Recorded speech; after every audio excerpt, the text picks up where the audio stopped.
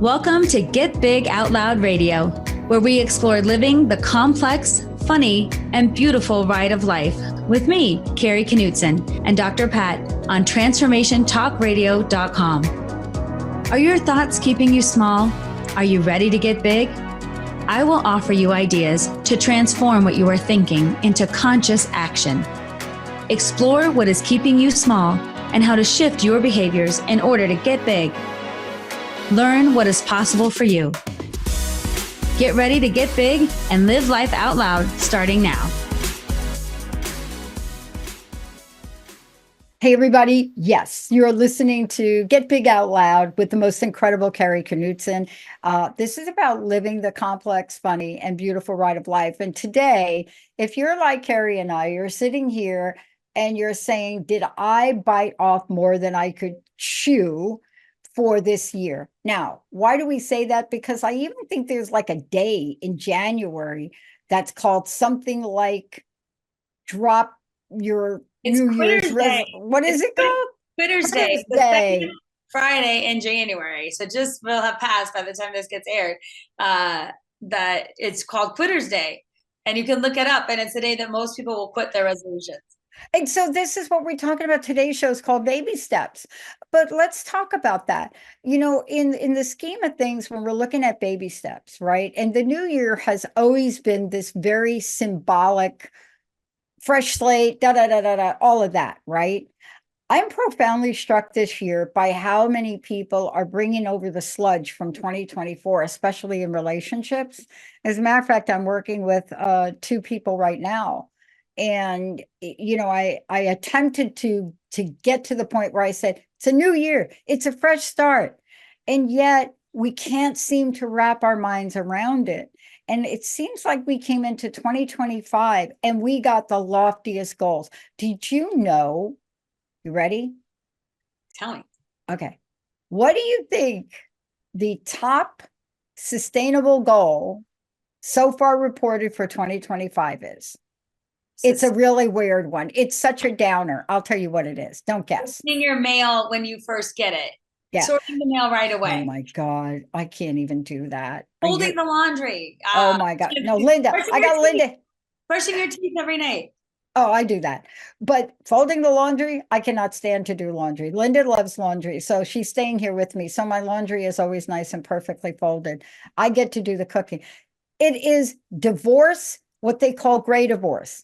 So it seems like somebody flipped a switch and they set a goal to create a new life. And one of the things they've decided to do is what they call gray divorce. People over a certain age tripled in divorce rates. And so what does this have to do with baby steps? Here's the deal. What seems like's been happening is this particular new year, we have some kind of mental, I don't know what to call it. I want to call it, it's like there's a mental suction cup. And what we're trying to figure out, is this for real? Are we really going to have 2025, the year to be alive? And so some people have picked up on that big time, and they're coming out with these lofty goals. May I say, some of them seem achievable, but some not. What's your take on this? And do you think that we've already crashed and burned in the realm of setting goals for 2025? I hope not. That's not the goal. What I think, why I call this baby steps and why I wanted to think about it for this episode is this is a cultural phenomenon that every January, there's this societal pressure. You don't even know where it comes from. But what are your resolutions? What are your goals? Fresh start, new year, new you. And it comes around, you know, every January. And even if you're trying to be more realistic, I feel like it's palpable. Like, what are you going to do with the new year? It's a clean slate. And what do you want to do? And so the reason I wanted to talk about baby steps is this idea. I was thinking about baby new year is a symbol of the new year, and how a baby is open, curious, beautiful, like all the things that you think, like all full of potential. And we wouldn't expect a baby to be like, go from a baby, not even crawling to like walking. Right. And like, it takes time. And so it made me think of like how babies develop over time and how sometimes the goals that we pick for ourselves might need to be smaller, more achievable, more fun, more loving, less punitive. Like the way we think about the growth of a baby is curiosity, fun, time. And also like how when you think about a lot of people will do their resolution and maybe they have already broke, maybe it's already been quitter's day for them.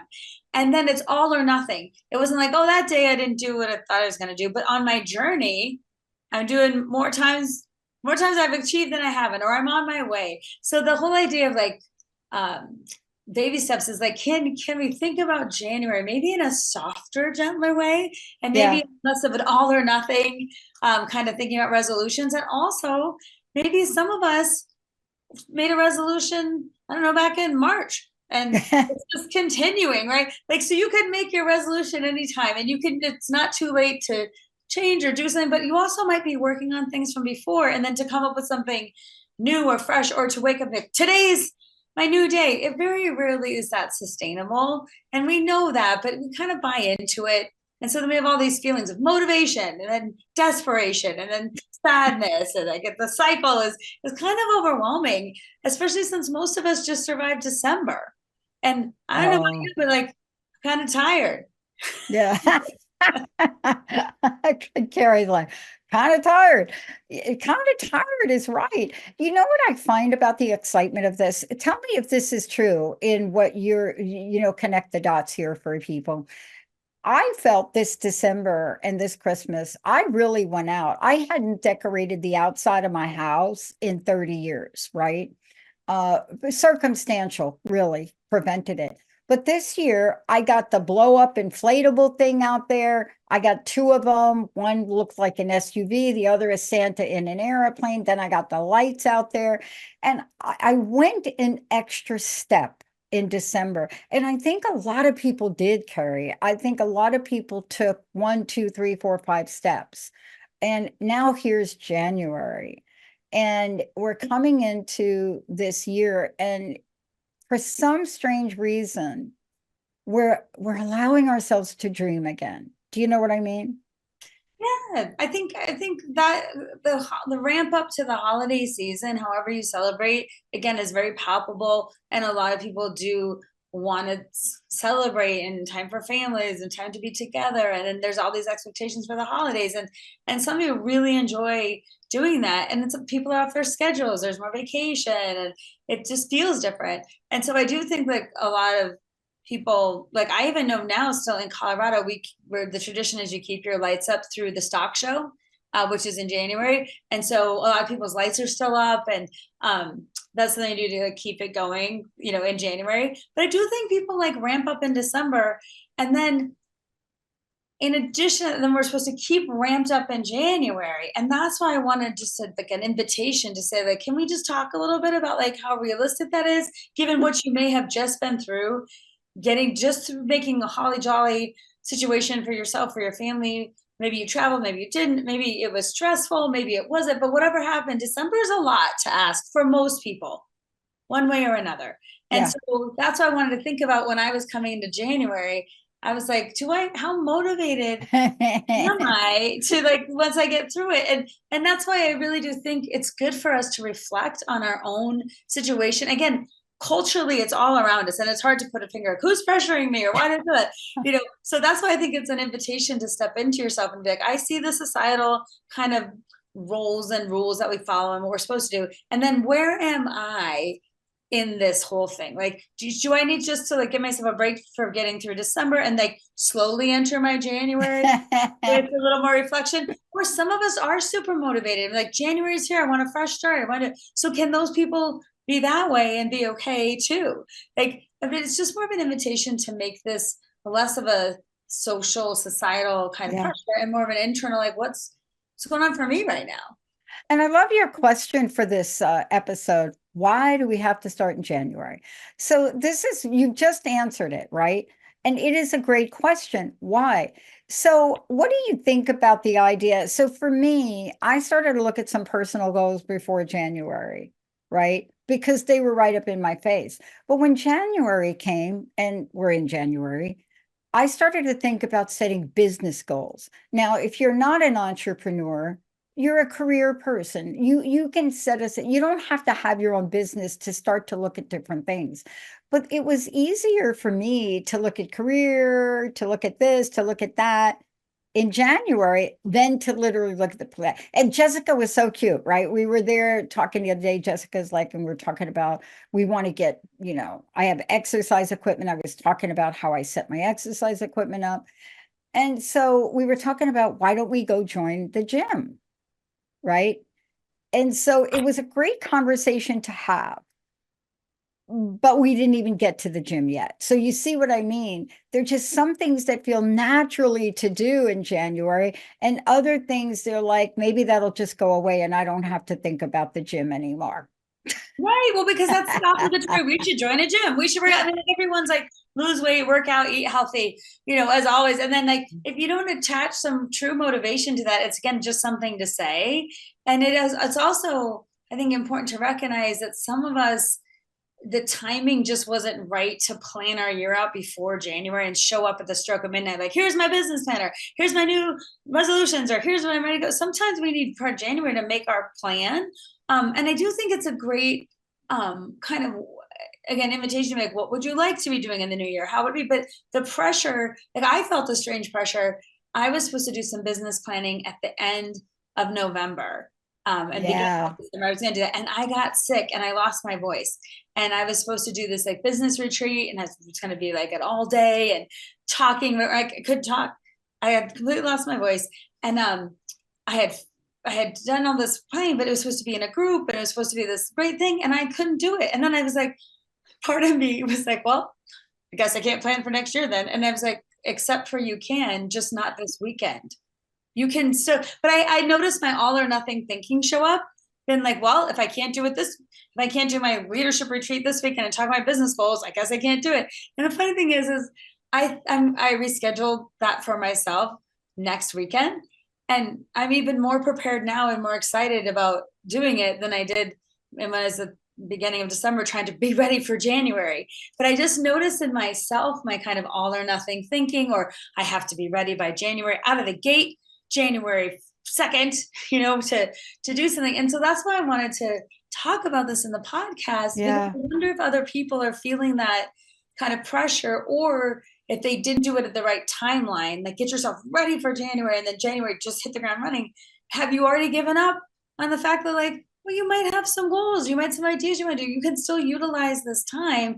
You haven't missed the boat. You haven't been off the schedule. You're just not doing it the first week of January. But I also say then you're not joining Quitters Day, which like many people are already doing that. So again, it's just like, let's take it easy on where we are. It's such a weird day. I know that Quitters Day exists, but let's talk about what this means in real terms. Okay, let's just break it down. Okay, I didn't go join the gym, but what did I do? I took a baby step. I increased the number of days a week I play. So that's number one. Then I found myself on Monday, when I went to play. I go to play Monday at the Korean church. And you play ping pong, right? That's what you're yes, ping pong, table tennis. Please do not invite me to your pickleball team. It's a different sport. But I was just very alive. So what I ended up doing is I played longer than I've ever played before. See, that's a baby step goal. Yes, and to what I like, that's a baby goal.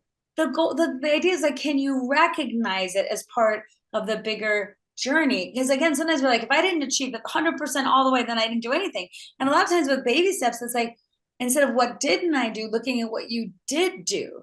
And that can be so powerful as a motivational force, because even a little bit of success, your brain can hook into that and feel good. And the brain is looking to feel good. Like, I want to feel good about myself, right? So that little bit of success, recognizing it helps you on your journey, helps you not quit, helps you keep moving forward. And also, to me, it's like a little, I know this is maybe a little bit odd, but I think it's like the human kind of psychology of reinforcement. And we start it when we're remember when kids are little, like sometimes if you're doing a behavior chart for a child, you put a sticker on their chart. Like, did you make it through the first part of the day? Here's your sticker. Did you tie your own shoes? Here's your sticker. Or sometimes we reinforce people like with stickers, or like acknowledgement as another way of like, I see you did something. You didn't do the whole thing. And we would never reinforce a child like, well, you have to get through the whole day being perfect before I'm going to reinforce your good behavior.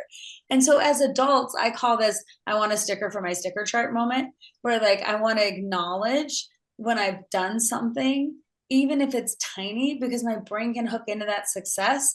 And it's really, most times we do talk about what's left to be done or what we haven't done, but it's good practice to talk about what we have done, what we did do. And that's why, think about like your to-do list. When you have a to-do list, most of us write, first of all, a crazy to-do list. And then it's so long, we can never get it all done. And then all we say is, oh, I have so much to do. And we never look at the list and be like, well, I checked off a few things, right? And so that's the juxtaposition. And people with a conscious mindset will be gentle and kind with themselves because they know that they'll make more progress with that mindset than all or nothing thinking or being judgmental, or if I haven't done it perfectly, then I haven't done it at all. And that kind of thinking is, again, why people quit or give up or feel hopeless or will never get done. Yeah. Well, I want to break this down so that I want to just say that you've picked something which is so extremely important, but I want to go to the next level of, I know what you talk about. I know you speak. You are a speaker. I think I don't even know how you're doing this show because you're out there speaking like every day. And I don't think correct me if I'm wrong. I know I didn't wake up one day and say, I'm going to own the Transformation Network and we're going to launch 10 channels and that's not the way it started. It started baby steps. I pulled out a credit card in 2003 and I bought my first hour of airtime, and then I got a taste of it. And then that led to another thing. But the thing that never changed for me, and please comment on this, we're not telling people not to set lofty, what we call high performance goals. We're not saying not to do that. Because right on the back of my crust busting card, which I thought I had here somewhere, on the back of that card back in 2002, I created that because I was so depressed. It said I wanted to reach 1 million people and help them live life full out. You see, that was a very lofty goal. But then the step came up and I took that step and I took action. Here's what I would like to ask you. Sometimes we blow those steps off. What do I mean? Like they're insignificant. Like when I started to decide I was going to reset my metabolism, how did I do it? I didn't go from A to Z. I said, what if I could try a keto diet? This is the truth, Kari. And I started that in November. And then I realized, working with my doctors, that I needed to do a couple of other things, right? Long story that I don't want to take up time. But it was hard for me to have the patience to connect the dots or put the baby steps together. However, fast forward to where I am today, and I can see I'm on track to do that. Yeah. But we do not acknowledge the baby steps. So do you have a baby steps journal that we can give people? Kari? I love that idea. I might create one now. Well, you need to create one. I should, because this is an interesting thing and be a good reflection exercise. Because I totally agree with you that I'm not saying please don't set lofty goals, because sometimes those goals drive us. But the patience it takes to get there is also something to consider. Like, do you have the patience? And that's why baby steps are like, am I on my way, even if I haven't achieved it? And like you were saying, from my baby step goal, I remember when I first started speaking, I thought, this is what I said to myself: if I could get 3 gigs in a year, wouldn't that be amazing? Like, yeah, like fall, winter, spring, or something. I don't know. And I just had that my goal. And then I'm like, maybe 5, when I grew up, like, so I didn't start with all these gigs. And the funny thing is, I was looking over like what I had done this year, and I had 125 engagements this year. I know you did. And I remember, you know, I did, because I'm always calling you, like, I got it. But the thing is, I just knew I wanted to be a speaker. I knew I wanted to go out in the world. I knew I wanted to do it. But my first baby step was like, after the first gig, maybe the next gig, right? And maybe a few more after that. And I still hold this big dream. I want to be a professional speaker. And along the way, you hold that and then you deal with reality. And the whole thing is my goals and dreams and ideas have changed, but I couldn't, when I looked at that number and saw 125 engagements in a year, I was just like, oh my gosh, that is unbelievable from when I started.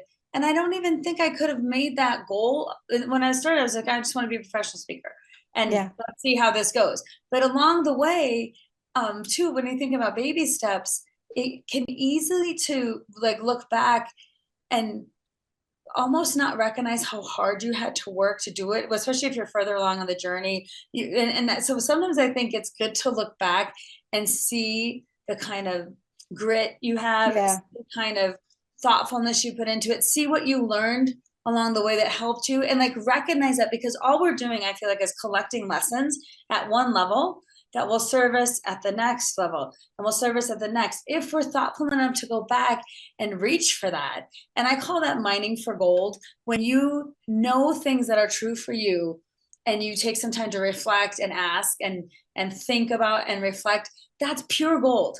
It's pure gold. And you can take that for the journey. And again, what I find when I work with people, it's either you dismiss how you got there, like you, or you don't reflect on it, or because you haven't reached your ultimate goal, none of that other stuff matters. And it's very kind of all or nothing thinking. And so part of it is to recognize even the small steps. And I oftentimes go back to the pieces of advice I got that were really helpful, or the things that helped me be courageous, have courage when I floundered, or the times when I didn't know how to negotiate something or do something, and now I do it so much better because of this experience. So kind of going back and thanking yourself, and then realizing I'm going to use this here, and I'm going to use this here, and I'm going to use this here. So a lot of this is around recognizing your baby steps, because I can guarantee you, no one, if you say, how have you been successful? I don't think, you could say if I'm wrong, I'd be interested to think if someone would counter this, but I don't think someone can point to, it was this one thing I did and then I was successful. I did this one thing and then it all changed. Right. It's probably a combination of a bunch of little baby steps that helped make whatever next happen. I doubt it was like, for most of us, unless you win the lottery or something like that, like then it all changed. But even then, I don't know. Well, let's stay with that for a minute, because that's exactly what I was thinking. I was thinking there's a lottery winner out there that's good, but let's just take the baby step. So you lottery winners out there, what was your baby step? Oh, I think I'll buy a ticket. That's a baby step. So you don't wake up one day and win the lottery if you don't take the baby step to go get the ticket. All right, got that? And then there are probably things you've experimented with. Well, I let the machine pick my lottery ticket. Oh, that didn't work out. So now I'm picking my own numbers. But I want to go back to something you said. I want to go back to the first time I spoke with you when you were still working as a counselor. Okay, let's talk about how this evolves, because you had a vision even back then, but you had to put some baby steps in place so that you could leave that position. And seek your life. Yes, and it took a long time, because that's my previous role as a therapist for like in different scenarios for like 25 years, and at my last role for 18 of those 25. So really the baby steps that were put in place was starting to speak while I was a counselor, like while I was doing my job as a therapist, starting to speak. And I started speaking during professional development at the school where I worked. And then from there, I started doing some conferences. And then from there, some people started asking me to do stuff in their organizations. But it wasn't like all or nothing, like, okay, I'm going to quit my job and be a professional speaker full time. Because I didn't want the pressure of now I have to be a businesswoman and succeed as an entrepreneur when I'm just completely novice at this and starting out. So part of my baby steps were like thinking, what is it going to be like if I want to do this full time? What kind of things do I need in place? How much money do I need to save up beforehand so I have a safety net, so I'm not totally stressed out? Because one of my guiding principles is I never wanted to talk to people about doing gigs and have it be like a pressure situation just because I needed the money, or because I felt pressure to like grow my business. I want to, like, what I love about what I do is it's organic. It feels great. I work with people that I love, and I can say no to things that don't match my values or my goals, and without pressure of, so like baby steps.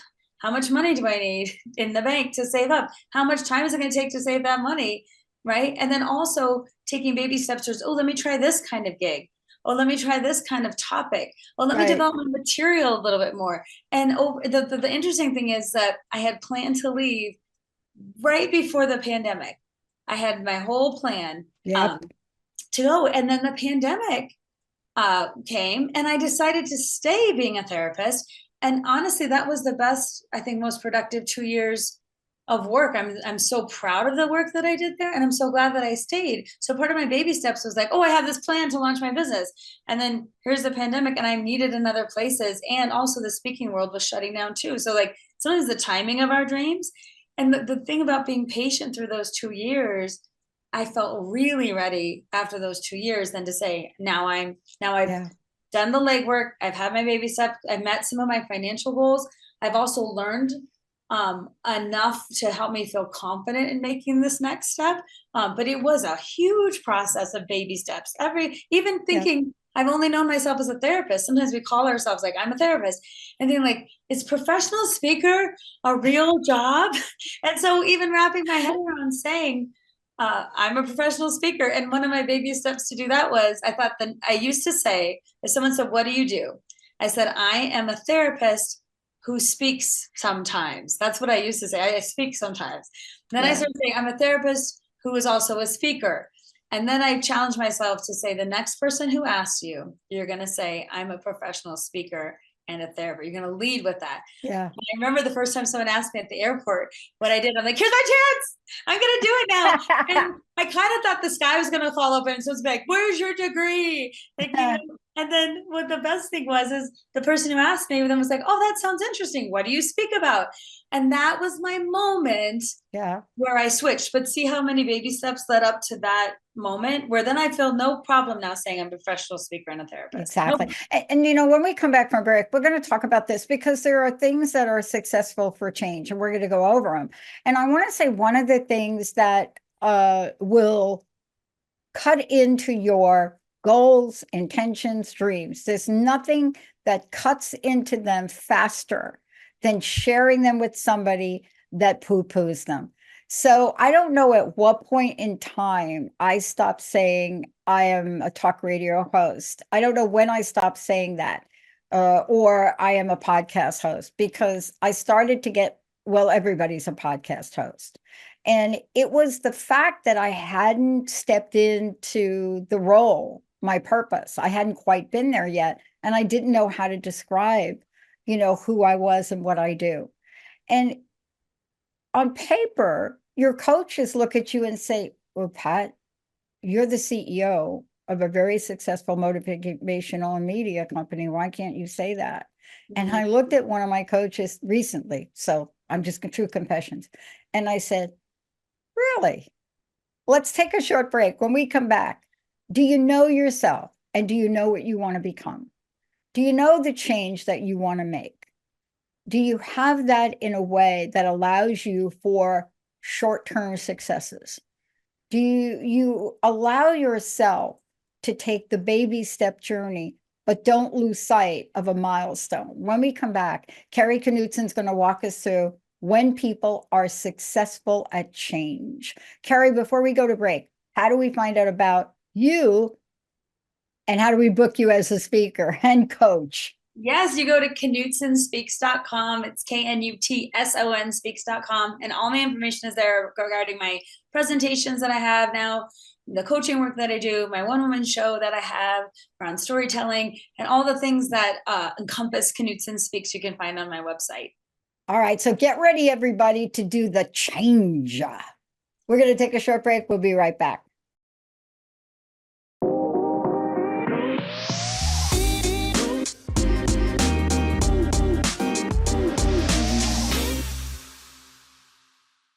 Hey, everybody, welcome back. Get big out loud. Okay, this is the baby step time. But Kari Knutson is the host of this incredible show. I'm Dr. Pat. I get to take this journey. Kari, before the break, you said, go to Knutson Speaks. You see, you've already set the intention. How? Knutson Speaks. That's your domain. Right, but you know the interesting thing about that in baby steps is my first name was Knutson Consulting because I didn't know what to call my business. And then I was like, I'll just call it consulting. And then people would say, what do you consult on? And then I said, well, I'm actually a speaker. And then I was like, well, why am I saying consulting? Because I'm speaking. And then the other thing that I did was maybe I should have a separate website for coaching and a separate website for my show because those are so different. And somebody said to me, which is so great, they're like, aren't you the same person doing all those things? Can one person do those roles? And that's, again, a baby step of saying, when I started out, but I just had to start and to do the best I could in the moment, like Knutson Consulting, right? And then I came up with Knutson Speaks. Everything I do involves speaking around issues in psychology and how we can make our lives better. Everything from my show to my coaching to my speaking, my presentation, small group work. So like owning the next baby step to change it to Knutson Speaks and then feel really confident in that name was another, baby step. And I feel like it's on the journey, recognizing that. I even had a friend of mine said, well, how did you find your first logo? I went to logo.com and I picked a logo, right? And then that I thought would be good. It was these hands with like stars, whatever. And then I thought later, like, I want something that really represents me. So my baby steps to branding, even what I do is I talk a lot about getting big. And the show's called Get Big Out Loud. Right. And the more I talked into my craft, I started developing this idea of the peacock. And I had an example of how a peacock gets big and like shows up and takes up space, and how people are a lot of times so brilliant and beautiful, just like peacocks, but we stay small. We don't, because we're not perfect, or we're not ready, or we don't have it all together. And it keeps us from getting big in the moment, not from ego, like I'm so great, but from service, like I have something to give. And so that idea of the peacock evolved over time into this idea of what does it mean to get big in our lives? And then that idea turned into this podcast, right? And so baby steps around like, what should we call this? Get big and talk about it. Get big out loud. So the journey of that even has been incredible, and the baby steps along the way. But if people just saw it now, oh, Knutson Speaks, her logo is the peacock. She has these colors. This is her brand. She has a podcast. But even that, I have to laugh because even me thinking like, can I do a podcast? I don't know. I'm fine being a speaker. Can I do a podcast? And Linda, I think when she contacted me, she was like, you speak, right? So now you're just speaking on a podcast. And I'm like, I guess so. But even saying to people, I have a podcast, I felt like a little bit of that imposter syndrome of like, do I really? And so noticing that in your own story can be so valuable, because then you can see in your own journey steps that got you from one thing to the next. And now I can say, I have a podcast with confidence, right? And I can speak about Knutson Speaks, and I'm not like, I guess I consult or whatever. I can sit, but it's taken years to own that. And I want to tell you one more quick thing is around identity. Some of us don't realize, like you were talking about, I am the CEO of a media production company, right? And owning that, excuse me, it might be easier to say, oh, I host a podcast, but you do that and so much more. So the thing I want to say is, one time someone introduced me at an event and say, Kari is an actress and producer and a writer. And I was like, I guess I am, because they only knew me from my show. But you see, this is what I love about it. One of the things that I want to break down for people is that when people are successful in change, they have, I don't think it's a formula. I just want to say that. But there is a mental construct that you have where you know how to go about it. And sometimes, let's just go through this. Most successful people, according to somebody, studies have been done, they do it over a period of time. But I just want to be very clear about this, because when we named the Transformation Network, I got a lot of blowback on that. I got a lot of really, Pat, and we're going back 22 years now for that name, that brand. And I never questioned it. It was a name, a gift that came to me. I knew from day one that the major network or community would be that, but that there would be individual channels. So this is interesting. I'm being told I'm dragging my heels on a couple of things. And so let me tell you what that is. So for the audience, not always dragging your heels. Just because you're unsure You don't want to be forced into change. Let's just be very clear.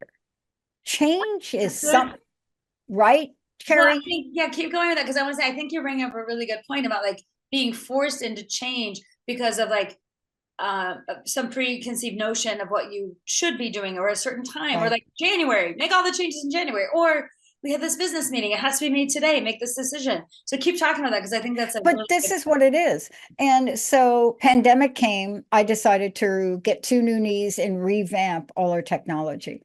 Then 2023 came. And on a personal level, I made a personal decision to rearrange my priorities. And that was to go back to my best friend who was not doing very well from a health situation, and spend most of 2023 with her, helping her get back on her feet.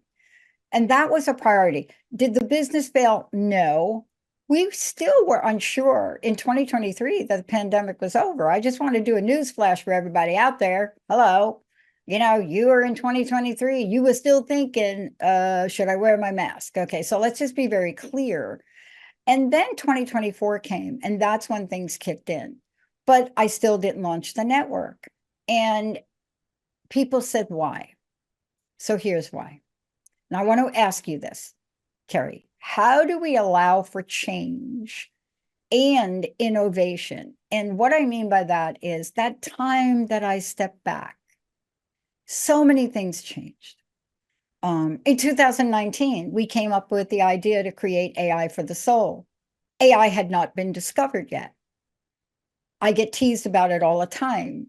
I get my one very rich friend who says to me, ha, ha, ha, ha, when you did AI for the soul, are you regretting inventing an AI tool? And I said, no. He said, you could be a billionaire now. I said, no. I said, my goal was never to be a technology genius. However, once AI for the soul is developed this year, there won't be anything like it. And it's fascinating. So here's my dilemma. Are you ready? This is my big change dilemma, and Kari Knutson's going to help me solve it. The Transformation Network is the overarching hub. I've hired great tech people to build that out, build that community. Today, we're known as media and podcasting and video, but we're much more than that. We are full spectrum human potential. We are one of the few networks where you can listen to a show like this, and then 4:00 last night, listen to The Psychic and the Doc and Mark talk to dead people. And then in about 2 weeks, tune in to a show called The Pleasure Movement, which is all about sexually explicit instruction and pleasure. This is our network. We're not Gaia. We're not Shift. We are the bridge between what you call holistic and pop culture. We don't exclude anything. And it was so fascinating for me to come to that place. Now, that may be simplistic. You may be thinking, Kari, well, I've known that all along. Well, I didn't, right? But here's the dilemma. 2 things. When I told our host I was going to change the color palette of TTR, by the way, Transformation Talk Radio, they were like, no. It's like that commercial where the kid spills the juice on the table and they go like, no. They're like, no. I said, okay. Then it's like, well, nobody's doing radio anymore, so you can't be TTR. Come back, host. No. Figure out, don't change the acronym TTR. So then I sat back and said, why can't we say radio? So you see, this is one simple thing, but you see all the baby steps involved with getting other people's input, looking at the color palette. Then I realized that our color palette brand is that wave. And then I realized all our new logos don't have the wave. So you see, why am I bringing this up? So it's a one item that has so many different parts, but I couldn't get to that final thing. I'm still contemplating the baby steps that feel right. See, that's a silly thing, but that's the process of change. That's the process. And most of us, when we're thinking about change, and what you're talking about is really the process of change now. Like, how do we really think about that realistically? And everything you're bringing up is around usually change involves some level of baby steps, and it involves some level of what is the current situation, what is the pain point for the change or the reason for the change. And even if it's for a good change, you're going to lose something in the process, something will be different. And so getting over the idea of what did I lose or what's no longer serving me, so your brain has to take time to process that. And then when you're thinking about change, what usually helps people, most people do not make like a huge change and then are able to sustain it. And something like that would be like, I'm going to eat healthy today. And then I'm like, I have to go to the store first. I have to make sure I have all the food. But yes, then I have to look at what food I want to have. Then I might need to make a log of like when I'm going to eat what certain food. And then I'm going to like think about like what's healthy for me and how many calories I need and whatever we do. Like you can't just, to me, it's like the steps to the bigger step always are present. But sometimes we, again, either forget or we get frustrated by them, or we think we should be doing it already, or we think we should just know how to do it. And one of the things I think you're talking about is like, I'm not sure yet. I might try this, but we might try that. And that is part of change too, like how we show up with curiosity. Maybe this will work. Maybe this won't, but sometimes we don't know till we try it. But if we wait for it to be perfect, then again, the change won't happen. And this is something I think about a lot. Every time I do my show, when I tell my stories in the show, they have adapted over time based on how I know the audience responds to the story. So the first time I told the story is one way, right? And then I looked at like the timing of it, the audience response, what I assume they understood versus what they actually took away from it.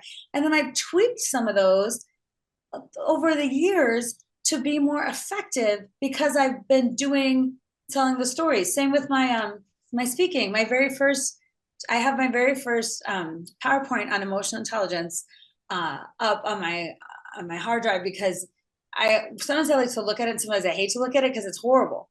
It's like the worst order, the slides are horrible, all the things are wrong. But sometimes what I do, I like to have it up because I'm like, look how far you've come.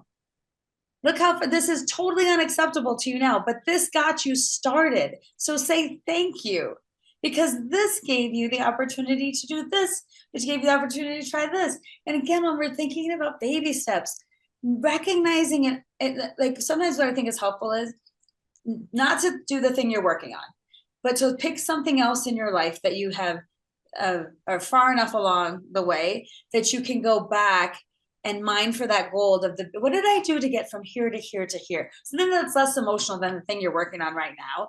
And sometimes it can be helpful to be like, oh, look how I changed and grew, and the baby steps. And instead of one big aha moment, I probably had 20 along the way that gave me insight or gave me a lesson. And then use that for your current journey.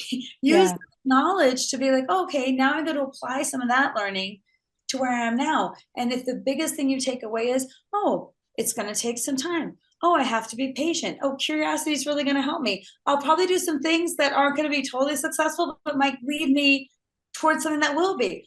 Am I willing to try? So utilize that learning, especially around you and how you show up to things, to apply it to what you're trying to do now in 2025. And how I love this. Can we make a comment on this? I want to be very clear. When we say baby steps, you all may have a view of that, but I want to put this in perspective. Okay, maybe you all have not been around little babies that take their first step. So for those of you that have never seen it, I want to just walk you through it. For those of you that have been around it, and honestly, the moms and dads that do nothing but sit there with the dang camera waiting for that first step, I know you, and then the baby decides to do it when you're not looking, okay? Just be prepared for that, right, Kari? You know what I'm like. You're like, I got my camera, I'm waiting. Okay, little Johnny, take that little step, and then all of a sudden you're like, okay, Johnny ain't gonna do it. You go out the other room and you come back and Johnny is standing. And you're like, how'd I miss that? But here's what I want to say about it. Baby steps. Can you all put in perspective the power that infant requires? I just want you to hold this now. The power that little baby infant requires to get up and take that first step. So do not be confused that baby steps are not powerful. See, that's the misconception with baby steps. Do you know what I'm saying, Kari? It's like, But it's do you know not the about, energy it takes for that baby to yeah. get up there? Well, when you think walking is incredibly complex, balancing, all that stuff. And we recognize it when we physically see a child do that. We're encouraging, like, you can do it. And when they fall, we're not like, oh, you couldn't get it right. What, you're not walking yet? We know that's why we call them toddlers. They're toddling around. They're falling all the time. They can't keep their balance up. They might take half a step and fall. But we celebrate everything along the journey because we know, oh, your legs are getting more powerful. You're figuring out balance. You're motivated to move. Like all the beautiful things that we could utilize if we thought about them for ourselves, for our own baby steps. Oh, look, you're trying. You're getting stronger. You're utilizing different muscle groups, which might be like, my tenacity, my knowledge of something, my courage to try something. That's maybe I'm utilizing those more than I have in the past because I'm trying new things. And I totally agree. Like we tend to think about, oh, it's a baby step because we say baby, that it's not, can't be monumental. And I do think that we tend to again see the end goal or see big like gestures or big things that we do, and then we forget it's usually in the middle spaces where we're actually growing. It's usually in those small things where we like recommit or do something different. Or like for me, I remember thinking about like I had a gig that just didn't go well. And I for a number of reasons, like I wasn't a good fit. The topic wasn't a good fit for the audience. It was mostly all men and in a field of law. And I am a woman and I was speaking about emotional intelligence, which is something they were not actually that interested in. And it was just a bad fit all the way around. And I said to myself afterwards, I thought, thank goodness this is not my first gig, because I would quit because I would think I'm not supposed to be a speaker. And the baby step for me learning was like, but you've had other successful gigs and now you know enough to know sometimes the audience is not a good fit, but it doesn't mean you're still not a good speaker. And so be more discerning with what you say yes to. So then there's the little nugget, right? That like 5 months later, I had an opportunity to do another kind of gig with a similar crowd. And I said, I don't think I'm a good fit for this. And it saved me. But I went back to that thing to say, like, I don't know if this is my audience, my group, or I don't know if my purpose is being served in this way. And not to say, no, I won't do that again, a group like that, but I would maybe shift how I show up to it. And sometimes you don't even know the nuggets of the baby stuff you're learning for later. Yeah. And that's so, and one of the lessons for me was it's okay to say no. Yeah. Yeah. Look, here's the deal with this. You can have a lofty goal like you did, but that what you just described was what we talked about earlier about baby steps. We learn, we adapt, and we change. Mm-hmm. Right? Mm-hmm. You and I have done enough speaking that we know we've been put in situations where we might as well have been a pickle in a jar. Right? Mm-hmm. You know what I'm saying? It's like, okay, I'm not really speaking. I'm this little pickle in this jar right now. Mm-hmm. And after a while, I learned a couple of things. I'm not quite sure. I think it was Shirley MacLaine that helped me with this. But one of the things I learned was you get up in front of an audience and you have your talk all laid out. And if you're like Kari Knutson, you have 1,000 talks. You get to decide in that moment, as a baby step, do I deliver this talk? Or do I look around the room? Do I change it and throw it out? Or do I modify it as I go? See, this is what you call baby step mindset. Mm-hmm. You've got to develop a baby step mindset. You have to. When you show up to your own life in different ways, I think the baby step mindset is so good because like, what small step can I make that's tangible for me, that maybe is repeatable or that feels enough in this moment to help me be successful in the next moment? And I do feel like we're more, I don't know, we have the energy for baby steps. We have the thoughtfulness for baby steps more sometimes. And so we can say a big lofty goal and then how we get there, like, I don't know, or I'll just, if I don't succeed tomorrow, then I haven't succeeded. So I think the baby step mentality is like slow and steady, like even failure counts, which means failure. And sometimes again, our failures are our teachers. And then when you think about baby steps too, it'd be great for our audience to be able to say like, in what parts of my life can I actually look and say like these are the steps I've taken, and then here's my success because of that, versus like like, what, did you just have a goal and then reach it? That's what we say. I tend to think like, have a goal and reach it. And then that's when I had a friend who was training for a marathon, and it's like from couch potato to 10K, then to marathon runner, some plan that she's doing. And I love the idea of it, because it starts off with like, first you're gonna walk around the block, right? Then you're gonna, and the whole plan, and it takes months to like, do it, and it's giving you enough time to like, I could walk around the block. Okay, I could run a half a mile. I guess I could like do this thing. But the way she set it up, I was like, oh my gosh, you're making like these reachable goals that are a bit of a stretch from what you're doing now, but not so unachievable that you're like, well, I can't run a marathon, right? Because you're going to start a marathon by running around the block. That's where you're going to first start your marathon training, right? So I just love that idea, and it made me think about in my own life.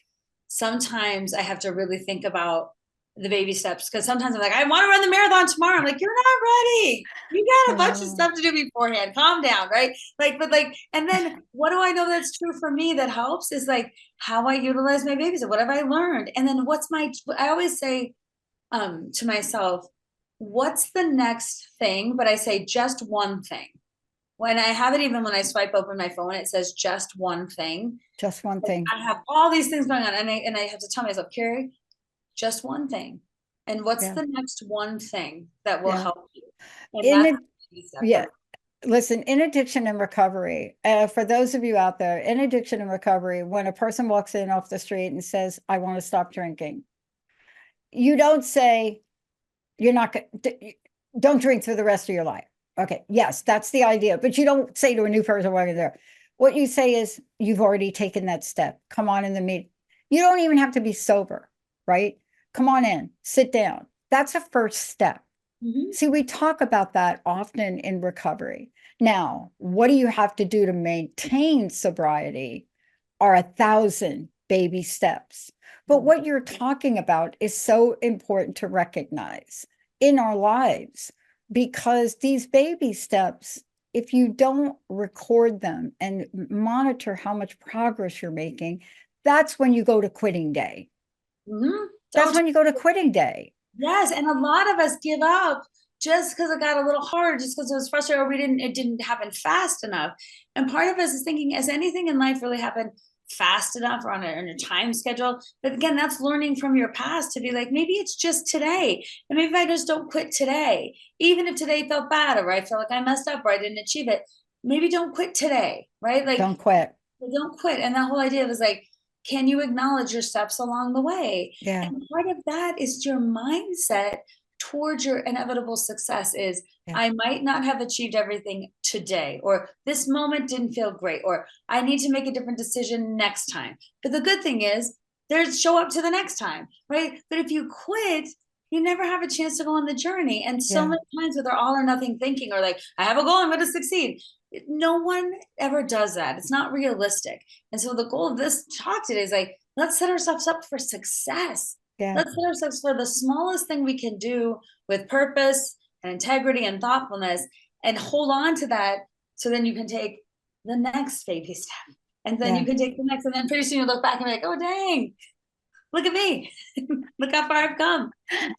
I'm skiing down a hill. Well, thank you for today. This is really important. Look, I mentioned earlier, I went and got 2 new knees during the pandemic. My goal at the time was to stop my pain. Okay, now, a lot of pain in getting new knees, but after a while, you don't have pain anymore.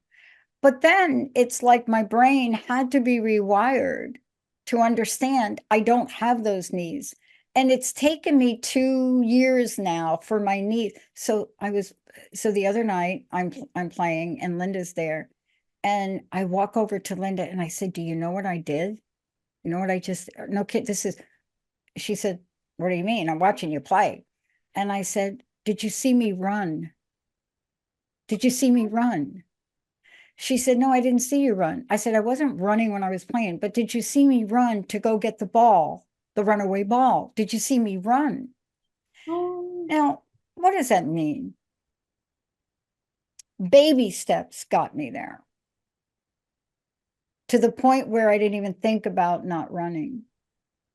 But how beautiful that in the moment you could say, did you see me run? And that is great to recognize. It took you 2 years Right. And then, but the whole idea is like, oh, I'm stepping into this new version of myself. It took me 2 years to figure out my new knees and my life. And look at me out of pain, running to catch a ball. Like it's just nothing. Can I recognize that? I'm winning in this moment. Yeah. Like my baby steps got me there. I love that story. That's perfect. Look, we talked about a lot of things, but I would love to know your personal message and again, how people can find out more about you. But I really don't want you all to be confused about baby steps being weak. I want you to understand how much kinetic, mental, physical, and emotional energy it takes for that infant, right?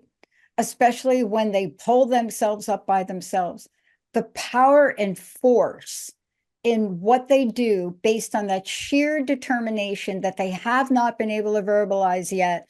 I want to walk. What is involved in everything they've done to get there? This is the key to our lives. Baby steps are not long in duration. They're smaller in duration, but they are more powerful than you believe. Kari, thank you for today. What's your personal message? And again, what's the website?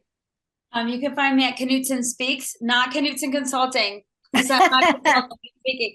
Knutson Speaks, that's where you can find all the information about me. And I'm on Facebook and Instagram under Knutson Speaks.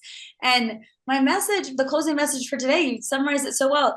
Baby steps are not nothing. Just because we call them baby doesn't mean anything. Like really think of them as powerful, small, important things that take a lot of drive and motivation to do. And for me, what I'd like for people to leave with is, could you reflect on some baby step moments that you're proud of, that you can see as part of your journey that you might take for granted now because you're on the other side of it?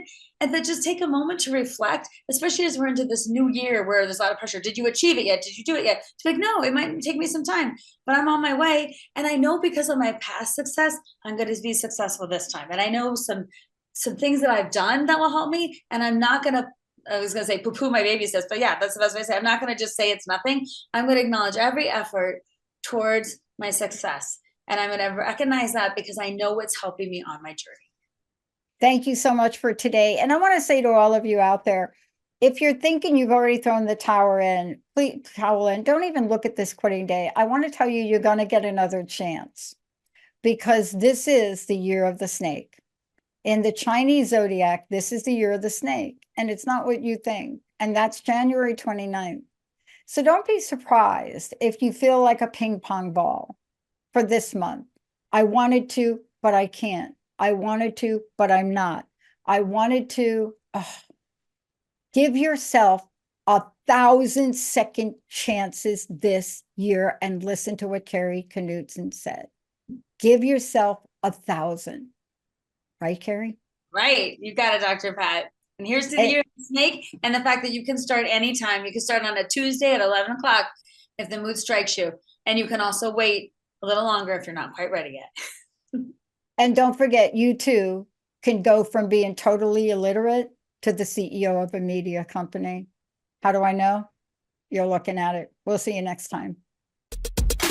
You have been listening to Get Big Out Loud Radio, where we explore the complex, funny, and beautiful ride of life with me, Kari Knutson, joining Dr. Pat live every second Monday at 10 a.m. Pacific on TransformationTalkRadio.com.